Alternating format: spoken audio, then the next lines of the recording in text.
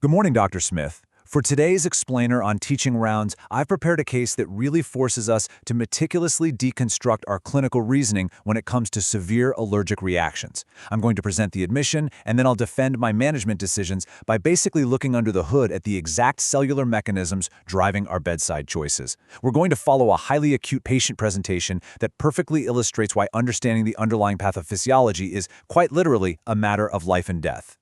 Here's our roadmap for today. First, we'll cover the initial 15-minute reaction. Second, the pathophysiology of anaphylaxis. Third, emergency management and treatment. And fourth, the bradykinin contrast case. Okay, let's dive right into part 1, the 15-minute reaction. We're looking at a 28-year-old guy brought in directly from a wedding reception. Look at how aggressively this chronologically unfolds. At 0 minutes, our patient has a shrimp appetizer. Just 10 minutes later, he develops palmar itching and urticaria, hives, across his chest and arms. By 15 minutes, he's complaining of profound throat tightness. At 20 minutes, his voice goes hoarse and he vomits twice. By the 30-minute mark, he is profoundly lightheaded and in clinical shock. On arrival, his blood pressure was 82/48, heart rate 128, respiratory rate 28, and he was saturated at 89% on room air. He had diffuse urticaria, massive lip swelling, and both stridor and wheezing. I really want to emphasize why this specific 15-minute timeline matters so much to our clinical reasoning here. This rapid onset completely dictates the speed of our intervention and firmly confirms an IgE-mediated event. We don't have hours, we have minutes. Now, looking at his history, we can anticipate a couple of classic diagnostic traps. He has asthma controlled on an inhaled corticosteroid. Why does that matter? Because baseline asthma significantly raises the risk of a fatal outcome due to his lower respiratory reserve during bronchospasm. He also reports a prior, completely uneventful exposure to shellfish. I want to point out that this prior safe exposure absolutely does not argue against our diagnosis. Actually, it was physiologically required to sensitize and prime his immune system, which we'll trace out in a second. He's not on an ACE inhibitor, and importantly, he doesn't carry an epinephrine auto-injector. Just to ground us, anaphylaxis is a severe, systemic, and potentially life-threatening reaction characterized by a rapid onset. Because a delay in recognition is the singular common thread in poor outcomes, I moved immediately to target the pathophysiology, rather than waiting around to see how the clinical picture evolved. Let's move to part 2 and see exactly how this builds into the pathophysiology of anaphylaxis. We really have to build this mechanism from the ground up, starting with sensitization. Years ago, an antigen-presenting cell showed that shellfish allergen to a T helper 2 cell. That drove B cells to class switch and produce IgE antibodies. In step 2, those IgE antibodies park themselves on mast cells and basophils. Notice he's completely asymptomatic here. The patient is just silently primed, which explains his previous safe exposure. Then we hit step 3, re-exposure at the wedding. The shrimp allergen enters the blood and bridges two adjacent IgE molecules. The simple receptor cross-linking triggers step 4, a massive calcium influx, causing the fully loaded mast cell to degranulate, dumping its contents into the tissue and blood in a matter of seconds. That degranulation unleashes two distinct waves of chemical mediators. Wave 1 is preformed mediators sitting ready in granules. That's your histamine, tryptase, and heparin. But Wave 2 involves newly synthesized mediators, leukotrienes, prostaglandin D2, and platelet activating factor, or PATH. Dr. Smith, I know we reflexively focus on histamine, but when looking at his profound shock and reasoning through the competing explanations for his severity, I concluded that it's this second wave, specifically PATH and leukotrienes, that tracks directly with the severity of his distributive shock. Histamine might be driving his early flushing and pruritus for sure, but PATH and leukotrienes are the primary culprits crashing his blood pressure. And this brilliantly illustrates how a single cellular event, mast cell degranulation, simultaneously assaults 4 distinct organ systems, matching perfectly with the exam findings I noted on admission. In the skin, vasodilation and capillary leak causes flushing and hives. In the upper airway, severe laryngeal edema results in that stridor. In the lower airway, intense bronchoconstriction gives us the wheezing. And in the gut, smooth muscle contraction and hypersecretion cause the severe cramping and vomiting. It's one mediator release, causing 4 totally different-looking clinical problems all at once. Now let's look closely at his circulation. He's in profound distributive shock. I had to figure out if his pressure of 82/48 was primarily a tank problem or a pipe problem. Well, the pathophysiology tells us it's both. The mediators cause extreme arteriolar vasodilation, severely dropping systemic vascular resistance, so there's your pipe problem, but crucially, they also cause endothelial separation. The vessels are literally leaking plasma into the surrounding tissue. Up to 35% of his total intravascular volume can extravasate in minutes. That's the tank problem. He isn't just vasodilated, his blood vessels are physically emptying.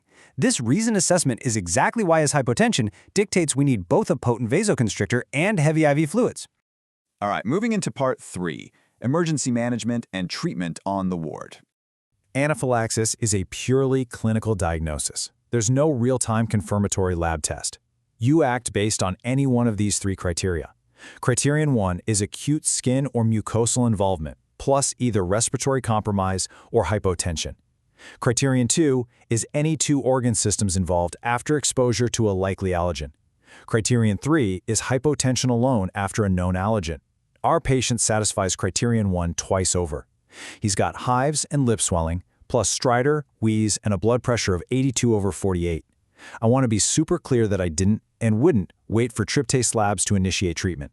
While an elevated tryptase or histamine level can be confirmatory after the fact, a perfectly normal tryptase does not exclude the diagnosis whatsoever. So the crucial point is that epinephrine is our undisputed absolute first-line agent. The dose I ordered is 0.5 milligrams intramuscularly. That's 0.5 milliliters of the 1 milligram per milliliter concentration. It has to go into the mid-outer thigh, not the deltoid, because we need that superior blood flow in the vastus lateralis for rapid absorption. We repeat this every 5 to 15 minutes as needed. We strictly avoid standard concentration IV epinephrine because it's incredibly dangerous and can induce fatal arrhythmias. Now, if the IM doses fail, my parameter for escalation is initiating a dedicated IV infusion starting at 0.1 micrograms per kilogram per minute, which absolutely requires continuous cardiac monitoring. Why is epinephrine the only drug that truly matters here? Because its pharmacology perfectly counteracts those 4 failing organ systems we just mapped out. Its alpha-1 effects drive massive vasoconstriction, immediately reducing airway edema and stopping capillary leak. Its beta-1 effects increase cardiac output to fight the shock. And its beta-2 effects directly drive bronchodilation to clear that lower airway wheeze. It is quite literally the perfect structural key to reverse this crisis. Regarding airway management and adjuncts, because of his stridor, we immediately brought airway equipment to the bedside and prepped for an early intubation, with a surgical airway backup ready if that laryngeal edema worsened. Alongside the epinephrine, since up to 35% of his volume leaked out, we pushed 1 to 2 liters of IV crystalloid rapidly. We kept him strictly supine. If you sit a patient with an empty ventricle upright, their heart can arrest. Now about those other medications. Antihistamines fix absolutely nothing but the itch. They have zero effect on the airway. Steroids have no effect in the first hour and are completely unreliable for preventing a biphasic reaction. And unopposed alpha agonists might raise a blood pressure number on a monitor, but they do nothing to treat the underlying bronchospasm or mediator release. The answer is always epinephrine and fluid. For his disposal, I explicitly chose to admit this patient rather than ordering a 6-hour observation with a steroid script. Because he presented with stridor, severe hypotension, and has baseline asthma, he absolutely buys an admission. We admit him primarily to monitor for a biphasic reaction. In roughly 23% of cases, patients get a spontaneous return of life-threatening symptoms without any new exposure to the allergen. This usually happens within 8 to 10 hours, but has been reported up to 72 hours later. This delayed, unpredictable threat is exactly why inpatient observation is required, rather than just relying on steroids. Now that we've stabilized our first patient, let's pivot to part 4, the bradykinin contrast case. This is a common diagnostic trap, and I'd like to walk through why it requires a completely different approach. Consider this presentation. A 64-year-old woman wakes up at 4 a.m. with massive swelling of her lip and tongue. But look at what's missing. She has no hives, absolutely no itching. Her lungs are clear with no wheeze, and her vitals, including her blood pressure, are perfectly normal. Her only relevant medication history is that she's been taking the ACE inhibitor lisinopril safely for 6 years. So what mechanism is driving this crisis? Now, what's really interesting about this slide is the lever we use for diagnosis. It's using her absent findings. The presence of hives and itch is the fastest, most reliable bedside discriminator between histamine-driven anaphylaxis and bradykinin-driven angioedema. Histamine cases, like our shrimp allergy guy, happen in minutes, feature intense itching, and respond beautifully to epinephrine.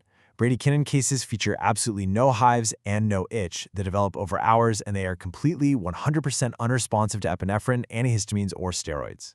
Here's why those traditional treatments fail. It's a completely different biological cascade. In this pathway, factor 12 activates prekallikrein into kallikrein.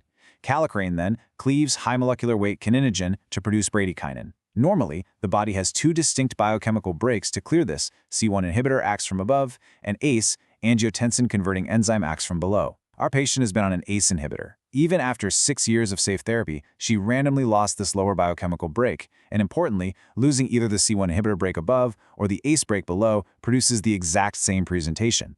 Bradykinin accumulated, bound to the B2 receptors on her endothelium, and caused profound, isolated vascular leak and swelling.